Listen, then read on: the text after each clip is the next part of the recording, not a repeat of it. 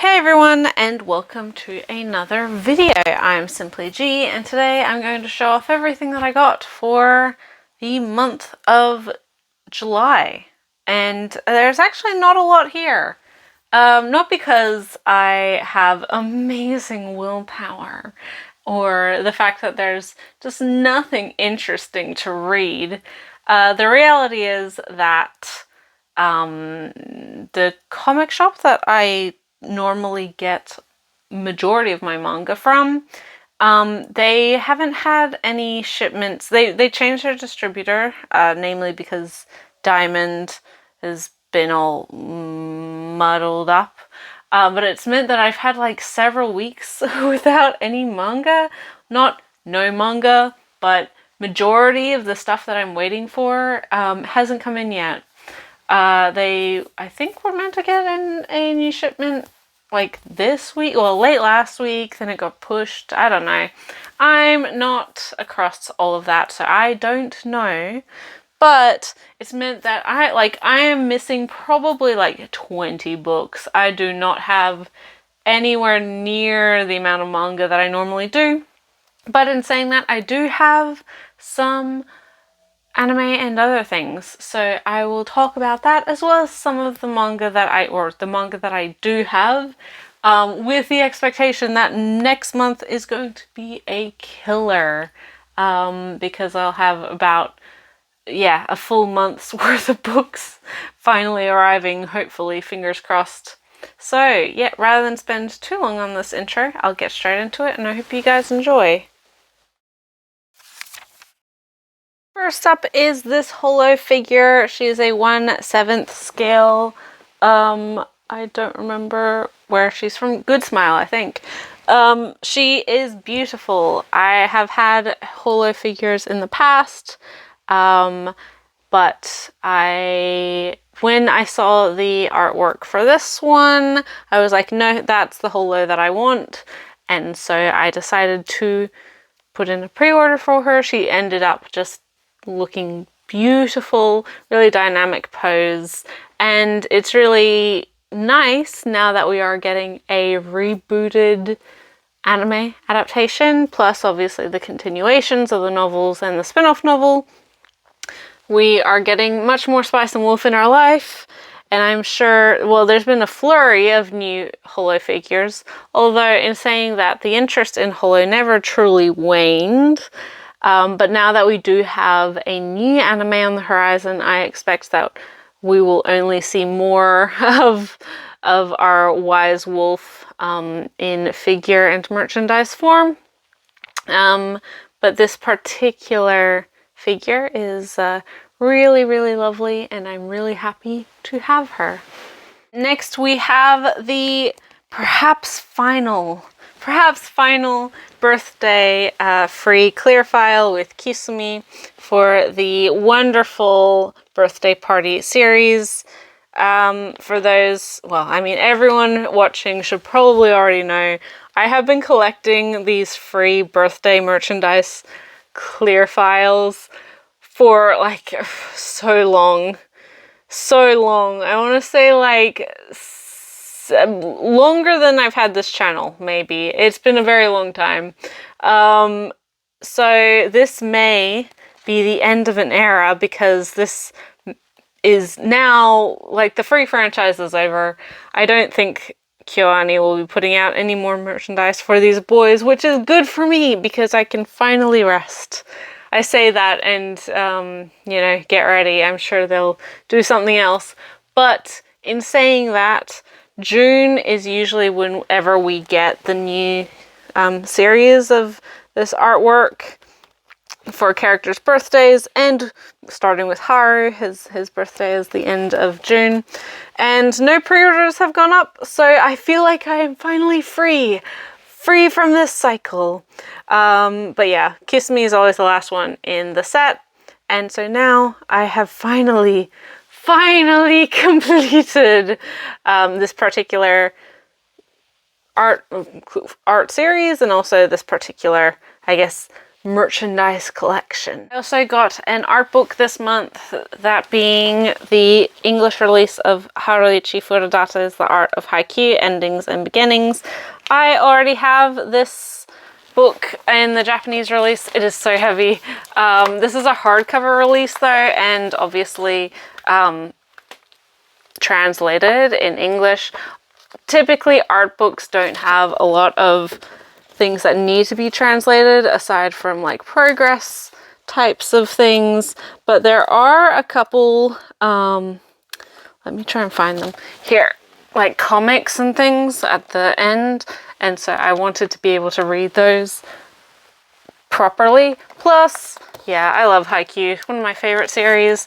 It's probably one of my, it's not my favorite sports series, but it is definitely in the top like 3. And yeah, just love Haikyuu. Fantastic book, but it is so heavy, and it's a little bit more expensive, but the quality is really, really worth it. So check it out if you are a fan. Next we go on to the anime, and I have a couple things here, all from the UK. The first being the Anime limited edition or collector's edition of Children of the Sea. This is a film that I saw in cinemas, actually. I love the manga.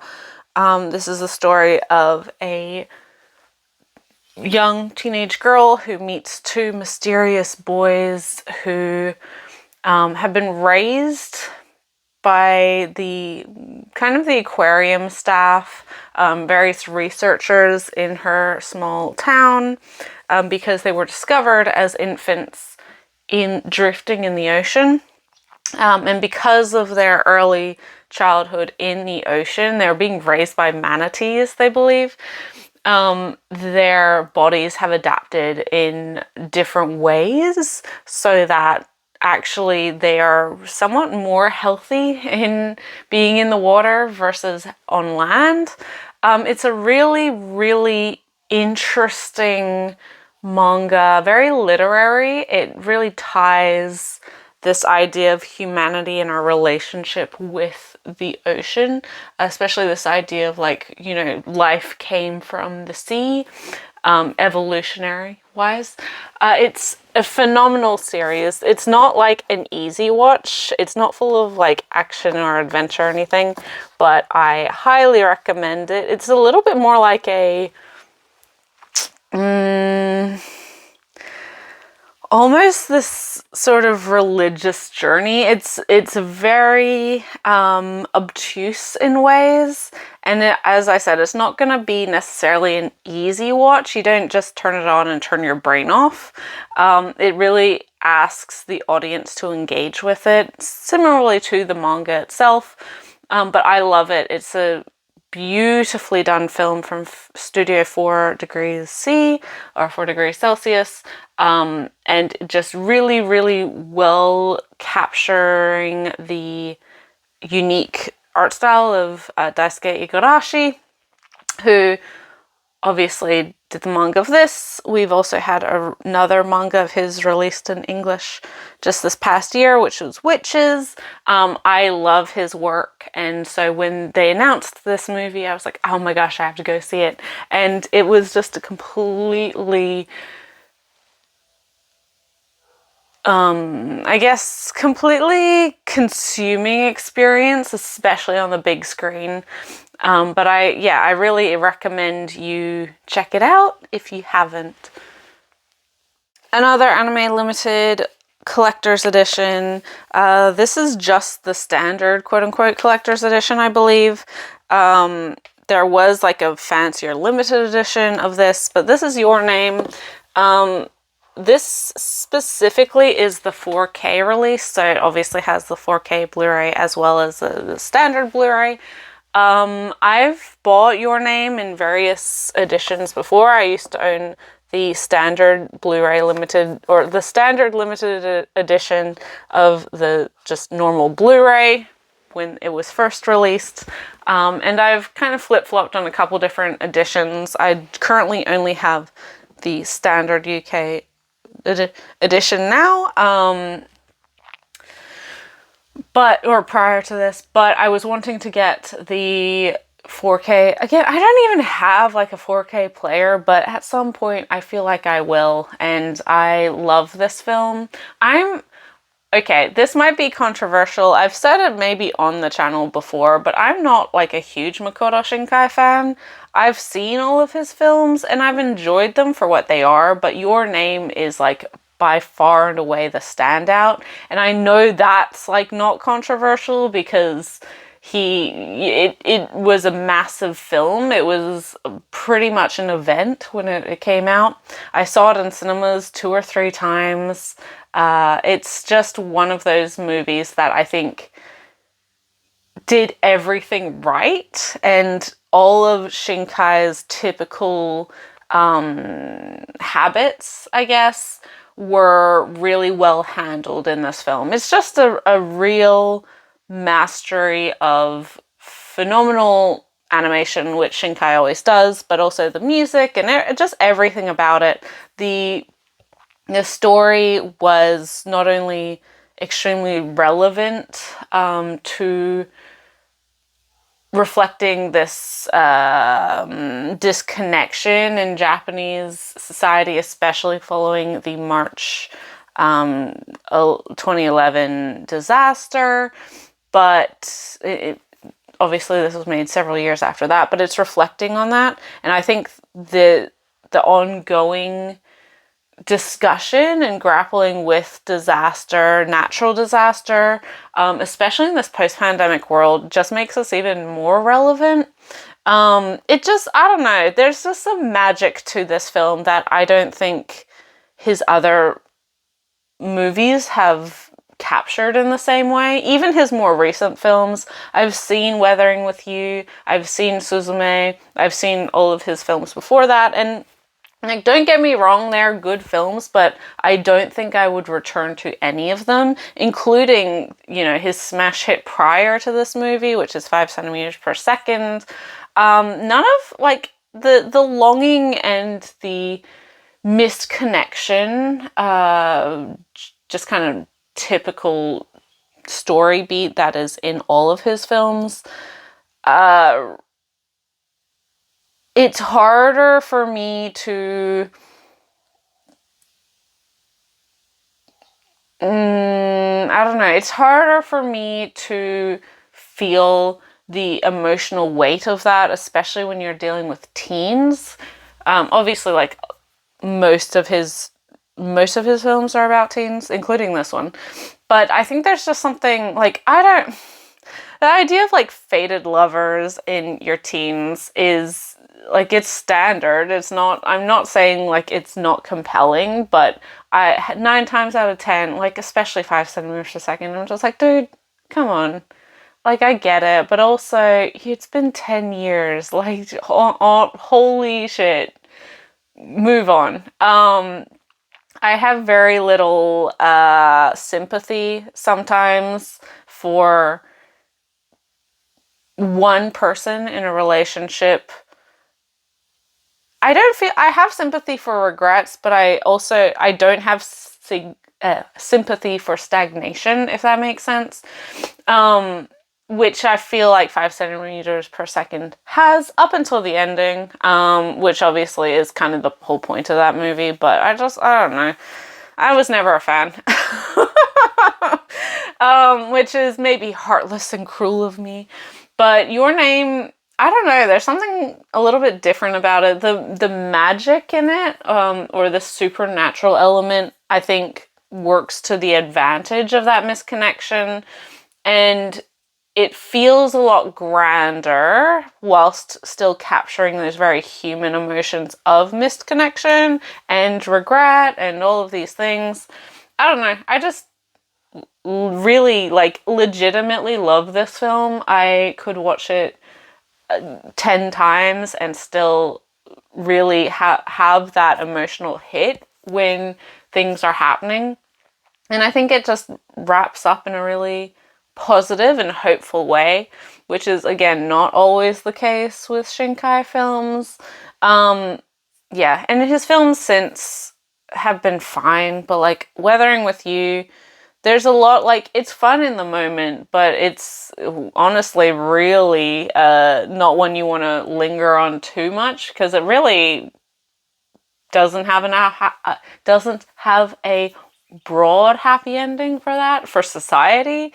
Sure, our couple's fine, but is that strong enough to forsake the rest of humanity? I don't know. You be the judge.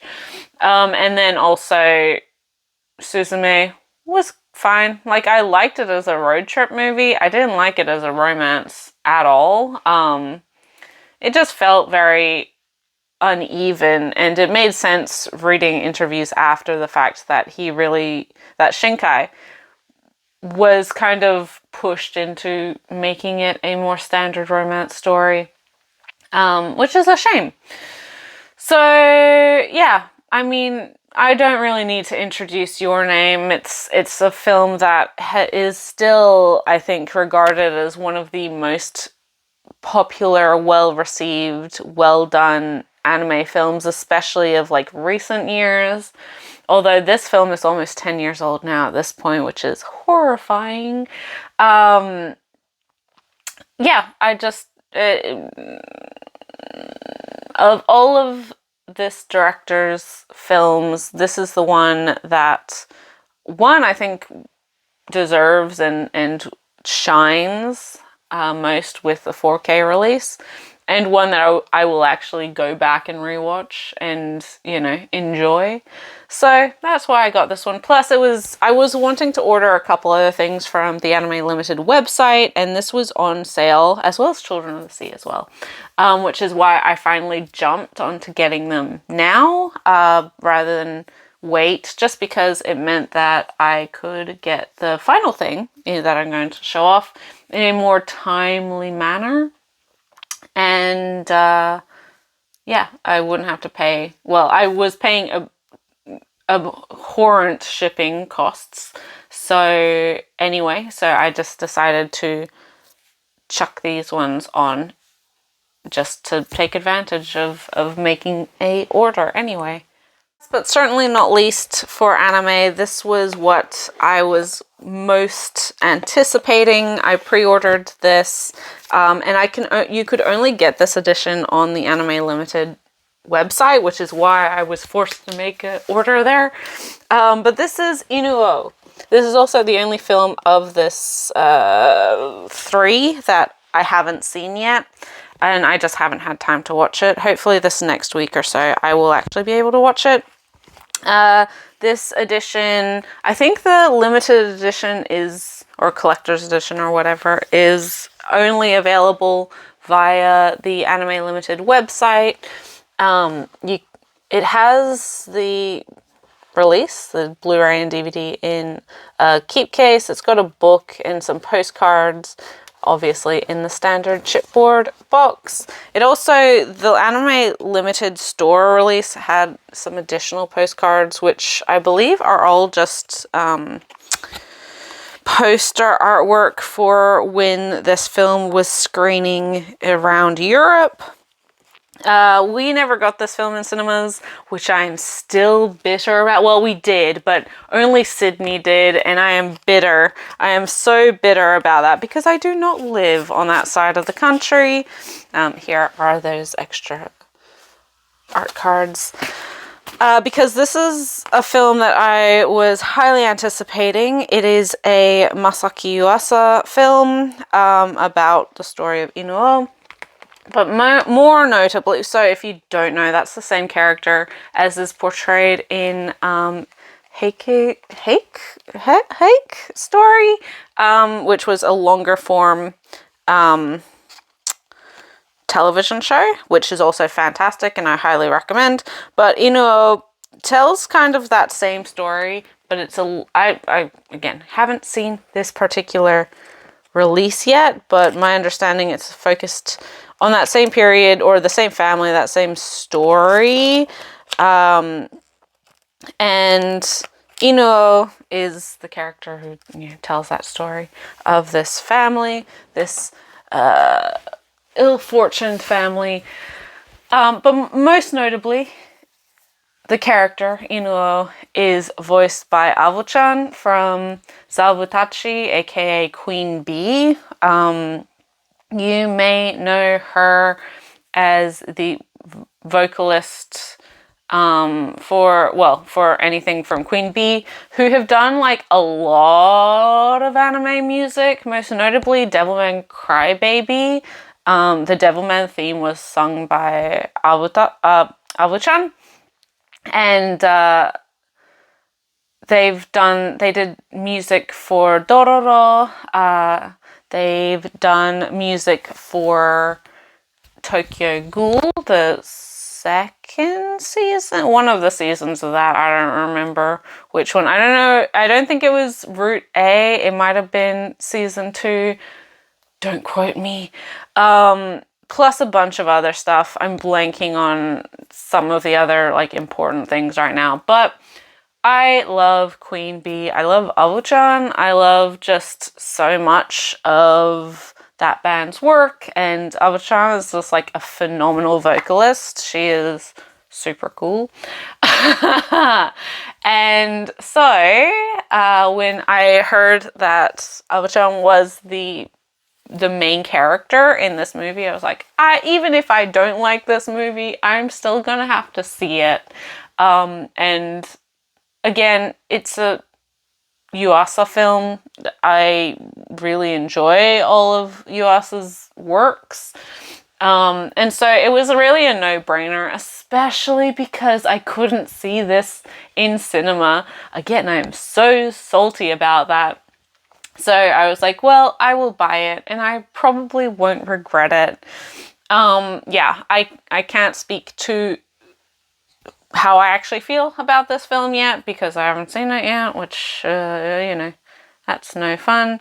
But yeah, I made a very expensive UK order with very high shipping, namely just to get this film, and the other 2 were a bonus. So yeah, that's my adventures with inu-oh. On to the manga. First, we have volume 1 of Welcome to Demon School Iruma-kun by Osamu Nishi. This is a ongoing shonen action adventure story about a human boy who is sold, I guess, to a demon in exchange for his parents getting great wealth or good luck or something. I don't know. He has very irresponsible parents, and so he's led a pretty tough life of hardship because his parents just don't care about him and have never really cared about him. So he's struggled and built up a bunch of I guess coping and survival mechanisms, and despite his youthful age, but he has been adopted by this demon who's like super doting. He just really wants a grandson, which is why he's like, yes, give me your son. And so now, although Iruma is the only human and has to hide that fact at his new high school, which is just a demon high school, he is kind of being treated like a person for the first time. It's the first time he's ever been able to actually make friends. The first time he hasn't had to like just struggle for survival and to work for survival. And so this first volume is kind of introducing the setting, introducing the 2 main supporting characters who are Iruma's friends, as well as his grandpa, who is the head demon. He's the headmaster at this demon school. And Iruma is a little bit, he's, doesn't have great self-esteem, understandably. He's quite shy. He's definitely very afraid of the situation that he's in, but we can see how he is hopefully going to blossom into a much stronger and more self-assured character. And at the end of this book, he has been prophesized to kind of become the leader of demonkind itself. So considering this is a ongoing shonen series, there's 30-something volumes in Japan. I'm looking forward to this. This is a series that one of my longtime mutuals, I guess, and I know she watches these videos as well. A friend, she's really enjoyed this series for a long time, Rin. So when Kodansha announced this license, I was like, I will check that out. And so now that anyone who watched my last month's pickup videos knows that I got the second volume from my comic store, but never got the first one. So I had to order this one from a different bookstore, and I finally got it, but it meant that I could read this and the second volume, and I quite enjoyed it. So I look forward to reading more about this boy and his shenanigans at demon school. The other debut I got this month was one that I was waiting for so long. Oh my god. This is Chika Umino's March Comes in Like a Lion. This is released by Dempa and is the story of a high school boy called Akira.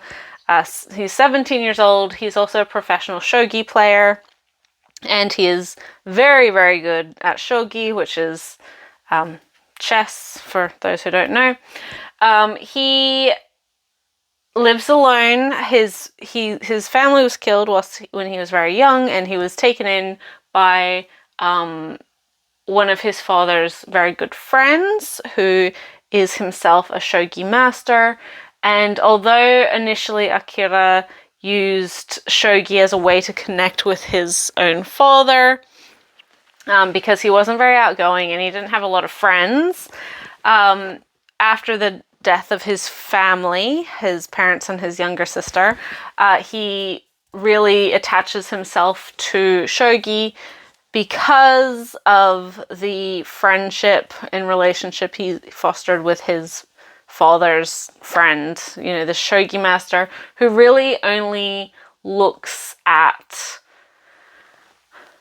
achievement via shogi. So when he was adopted into or taken into the family, it immediately put him at odds with his adopted father's biological children,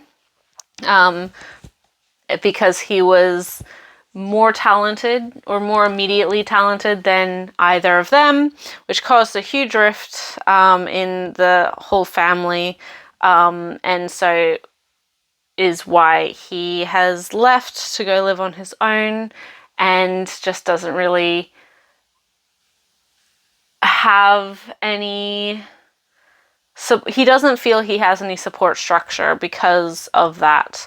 But we are also introduced to 3 sisters who kind of look after him. They don't let him leave him to his own devices for too long. Notably because the oldest sister, who is in her mid-20s, I would assume, she really likes. When she first met him, he was in a horrible place.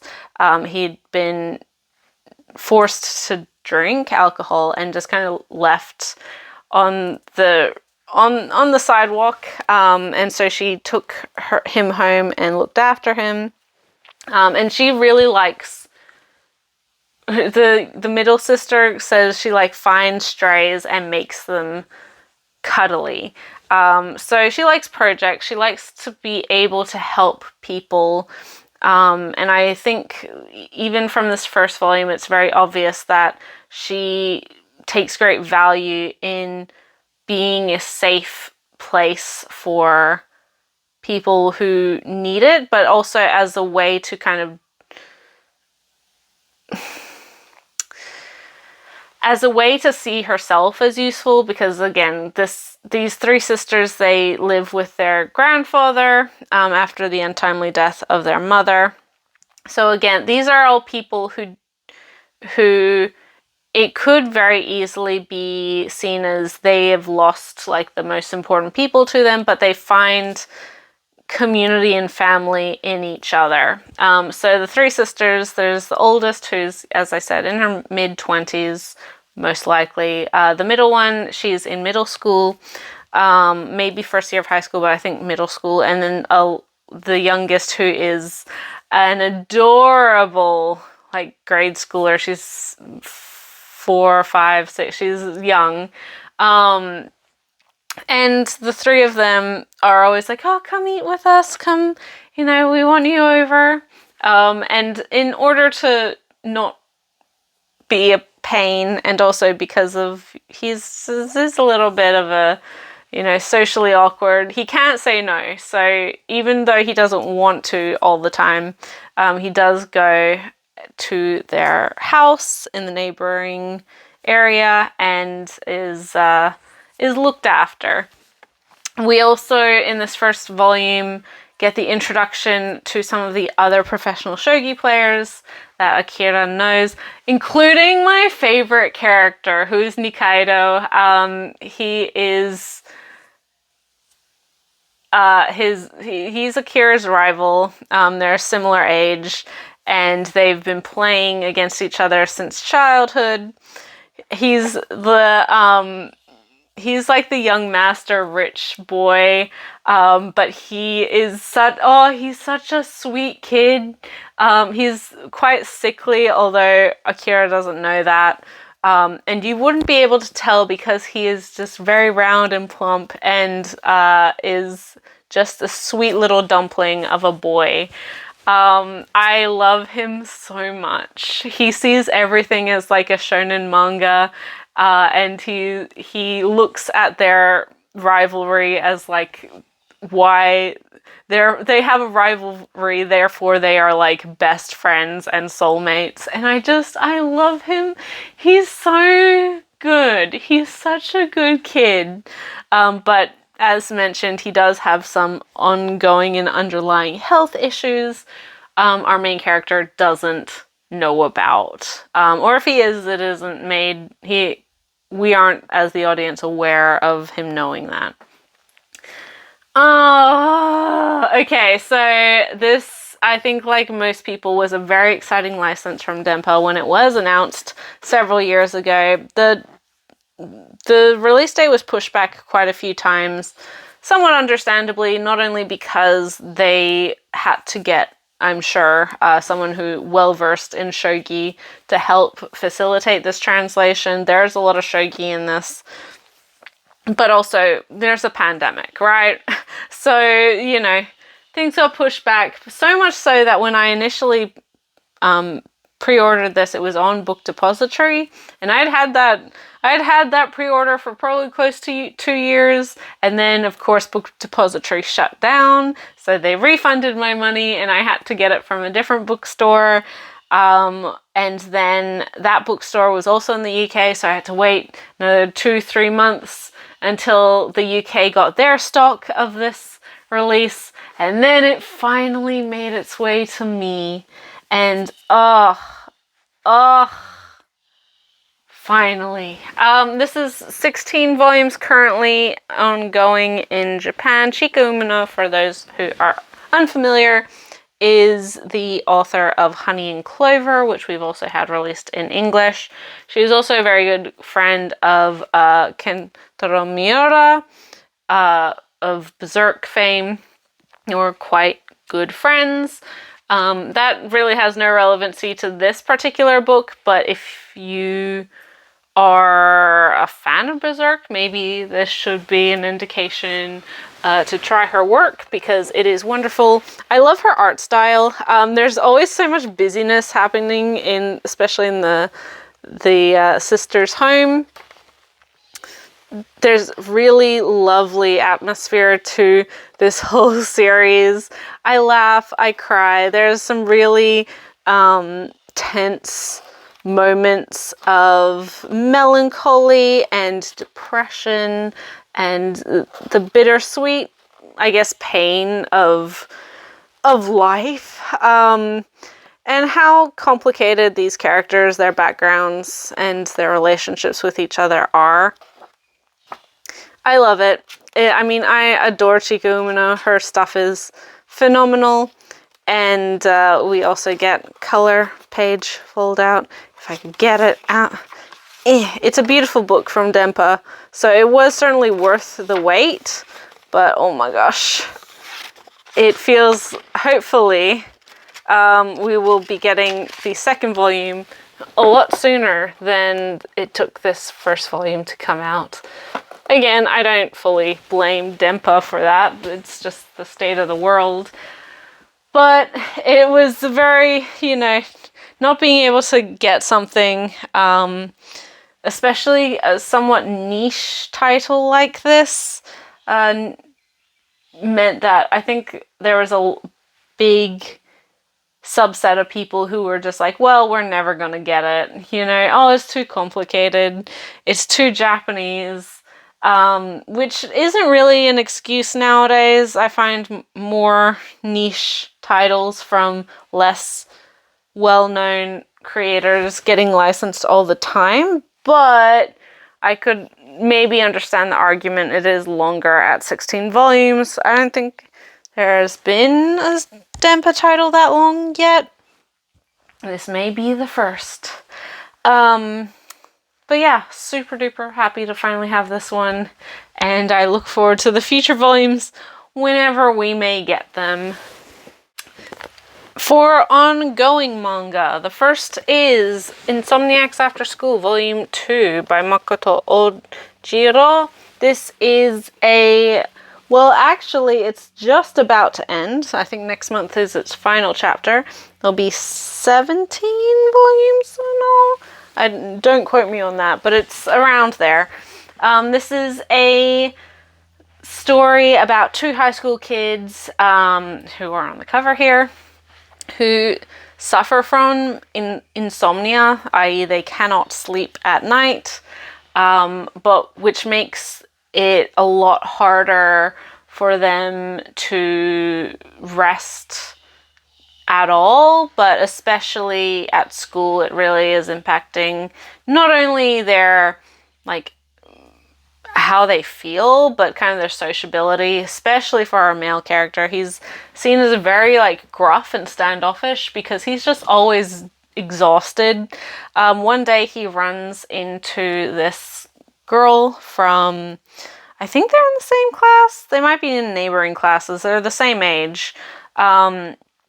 He discovers her in the abandoned astronomy club room, which is on the roof or on the top level of their school, which had been disbanded for quite a few years. Namely, because our female character had been spreading rumors that there was a curse because she finds it the best place to hide away for a nap. And she invites this guy to also nap with her in this room, and they find oh, this is actually a really good napping spot, and oh, it's actually way easier for me to fall asleep with you around. So initially they start this friendship as they nap together, and then at night, in the middle of the night, when they can't sleep, they wander around their town and just kind of, discover life in the middle of the night. Pretty quickly, though, they are discovered and they're told that they can't use that room unless it is for club activities, so that they decide to reinstate the astronomy club. So this particular volume is them, I guess, figuring out the specifics of that. They need to get at least one other member. They also need to present to the student council actual club activities so that the club won't be disbanded. The way that they're doing that is through photography, and because of that, so sky photography, because of that, they reconnect or are introduced to a former astronomy club member who had won a bunch of prizes for her photography several years before. And so they meet up with someone who is also like interested in astronomy. These two aren't inherently interested in it, especially not initially, but I think they both really gravitate to this idea. They're awake at night anyway, so they might as well enjoy it. Plus, obviously, their evolving friendship as well. People are starting to notice they're hanging out more. And, you know, they're teens. There's feelings happening. It's still early days, and they're still tentatively kind of figuring their relationship out, but it's pretty obvious that they're pretty into each other already, even this early on. And there's some really fun, like, this is a dang good, like, you know, teen coming of age story. It feels just like a summer movie in the vein of like any of the 80s classic kind of Breakfast Club style of movies where the kids are just going out and like having fun and adventures and, you know, falling in love and getting into trouble and all these things. I'm like, dang, this is so good. So if you're needing something like that in your life, then check this one out. It really is like, I love the artwork. There's a bunch of really fun expressions here. And they just feel like quite real teens. No one's overly like mature. No one's acts, you know, like a miniature adult. They feel like 16-year-olds, right? I find it's just a really, really well done portrayal of like friendship and growing up and just figuring yourself out as a teen. And I loved this book. If you weren't super sold on the first volume, I think this is the one that will probably indicate whether you enjoy this series. I enjoyed the first volume, but this was the one that made me fall in love with it, and I can see why it is such a popular series. I look forward to the next volumes, and yeah, these kids are really great to read. I just am really, really enjoying this one. Next, we have volume 12 of Blue Period by Tsubasa Yamaguchi. This is another one that, like, for some reason, I just never got from my local comic shop, so I had to get it from a different bookstore, because I have 13, and I had 11, I just didn't have this one. So I finally got this one so I could actually read this volume and 13. For those who somehow don't know, Blue Period is a phenomenal ongoing series about a boy and art school. And I mean, it's about art school. It's also more about like art and the act of creation and like the ups and downs of being able to express yourself creatively and through like artistic expression of all variations. It's just really wonderful and painful. I think it's a series that, similarly to some of the best kind of like sports series, it's about passion. And it could be like, sports series is usually about a sport. This is obviously about art, but I think they do similar things in exploring people's connection with their passion, and how, you know, when you are someone, especially someone who enters a hobby or sport or whatever at an older age than average, that sometimes painful struggle to like feel like you're always having to catch up to other people, the conflict you feel about whether or not, you know, you deserve to be doing this, And considering like we are currently in an era where arts and artists have become, or there's this real struggle right now, especially because of AI tools and things like that, where the devaluation of art and for actual artists to have to try and argue their value has become so prominent that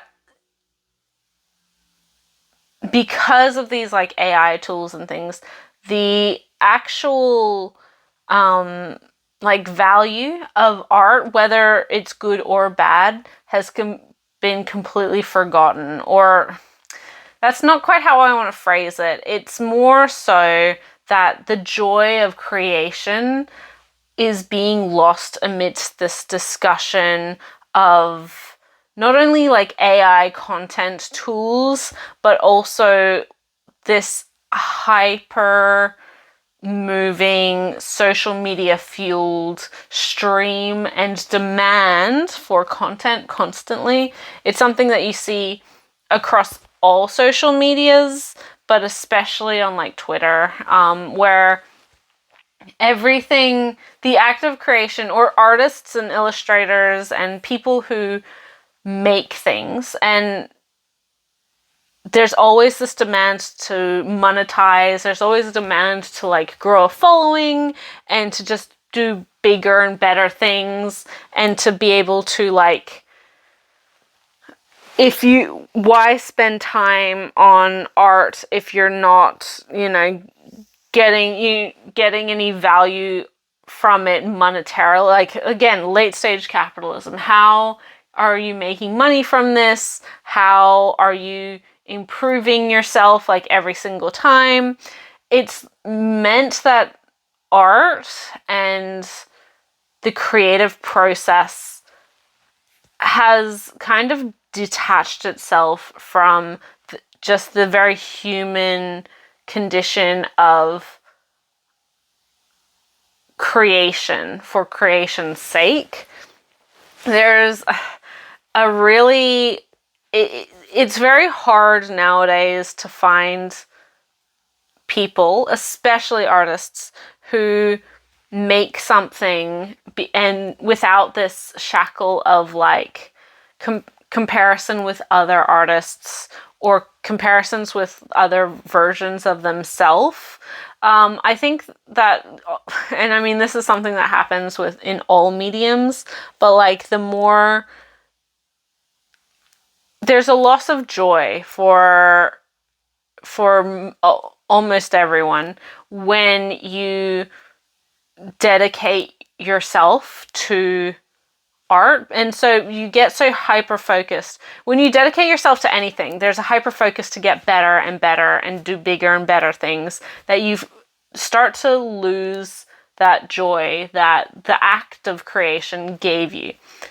So there's a moment in this particular there's moments in this particular series where our character, he struggles because he really is like aiming for something that he feels like he's been left behind on. He didn't discover a love or a passion for art until like his late teens. And so it takes him a moment to like reconnect and say like, oh, art is fun. And really that should be, whether it's, making not very good music or not singing very well, or making art that, obviously isn't going to be hung in the Louvre, or, dancing really sillily. When you get older and when you get more experienced in a discipline, it gets harder and harder to indulge that young and excited part of yourself that fell in love with that discipline in the first place. You look at a lot of illustrators and artists and compare their early work to now, and so often people are ashamed or embarrassed by their early work, But if you had asked that same person at the age that they had made that piece, they would have been, they're very often, they're so proud, and like they think it's so much better, and they can see the improvement. But when you've been like so focused on that for so long, there's really blinders on there that again can very often lead to you completely disconnecting from what you wanted to achieve, and that feeling that you got from art. And I'm using art as like a pretty catch-all term here, in the first place. And so I think, like, honestly, Blue Period is probably one of the best series being released right now. I think if you are a creator in any sense of the word, but especially one who is focused on the kind of, the graphic artist, obviously that's a thing, but like an illustrator, painter, sculptor, the fine arts maybe is the word I'm looking for. This slots very easily into being related to anyone. I think that it's, no matter your discipline, and if you are someone who values the act of creation, whether that's writing, music, or even like sports participation, things like that, I really do think that it's worth reading this. It really fits very well with Blank Canvas, Akiko Higashimura's autobiography.